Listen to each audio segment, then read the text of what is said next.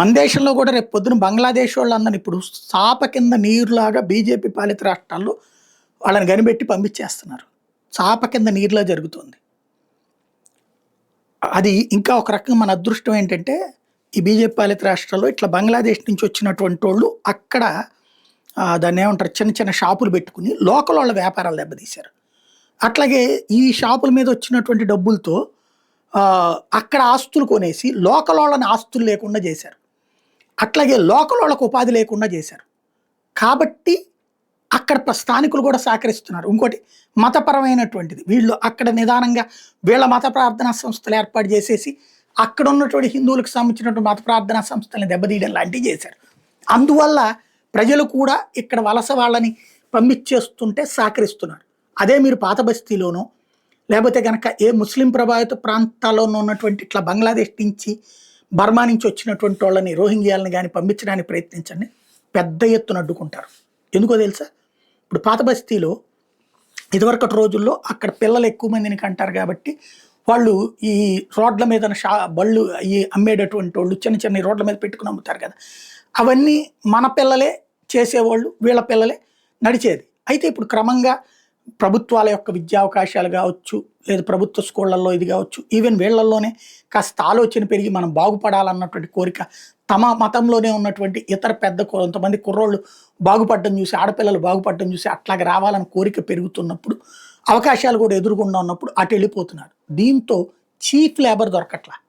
బంగ్లాదేశ్ నుంచి వచ్చిన వాళ్ళు, రోహింగ్యాలని ఎవరైతే ఉంటారో బర్మా నుంచి వచ్చిన వాళ్ళు, వాళ్ళకి కుటుంబం వస్తే వాళ్ళకు ఒక నెలకు ఒక 5,000 10,000 చేతిలో పెడితే ఈ పనంతా చేస్తుంటారు.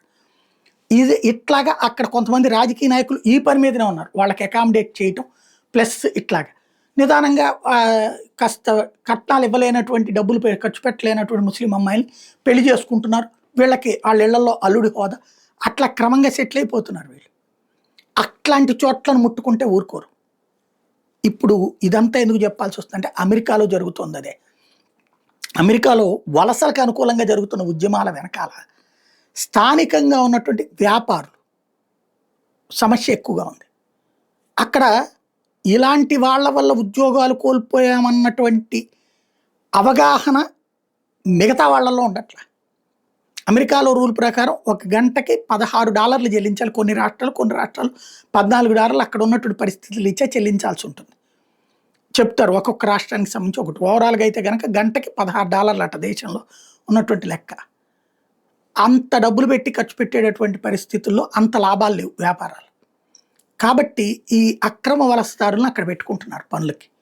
వీళ్ళకైతే కనుక గంటకి ఒక $5 ఇచ్చినా కష్టపడి పని చేస్తారు. ఆ $16 తీసుకున్నోడు గంట మనం సార్ అనే టైపే మాట్లాడాలి వాళ్ళతో. చాలా ఏమాత్రం చిన్న తేడా వచ్చినా సరే ఎదురు తిరుగుతారు.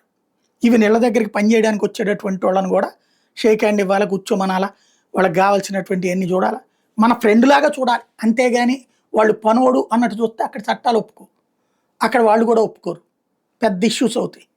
అందుకని అదే వీళ్ళైతే కనుక ఓ రకంగా విధేయత ప్రకటిస్తారు.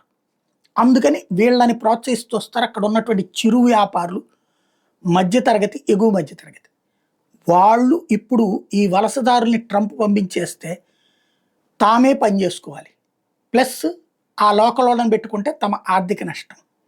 ఈ ఉద్దేశంతోనే క్రమంగా ఎదురు తిరుగుతున్నారు. అందుకనే బైడెన్ టీం ఏవైతే ఉంటారో, అంటే ఇక్కడ రిపబ్లికన్స్ ఏమో పంపించేయాలని చూస్తున్నారు, డెమోక్రాట్స్ ఏమో ఉంచాలని చూస్తున్నారు ఇట్లాంటి వాళ్ళ కోసం.